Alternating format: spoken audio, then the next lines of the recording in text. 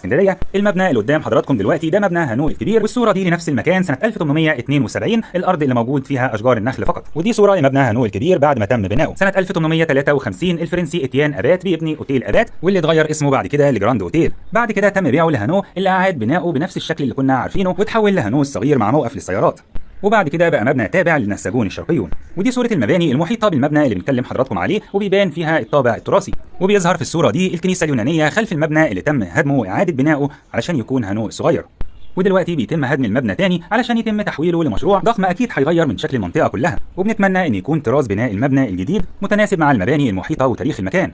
للاسف ما وصلناش لحد دلوقتي لايه اللي ممكن يكون هيتم بناؤه، حتى عمال الهدم اللي شغالين في هدم المبنى مش عارفين هيتبنى مكانه ايه. لكن زي ما قلنا لحضراتكم بنتمنى ان الشكل النهائي للمبنى يكون متناسب مع تاريخ المكان، وكلنا ثقة انه هيكون تطوير للاحسن واستغلال امثل للمكان، ويكون المبنى الجديد بداية لتاريخ جديد. قولوا لنا في التعليقات لو ليكم ذكريات في منطقة المنشية بوجه عام، ولو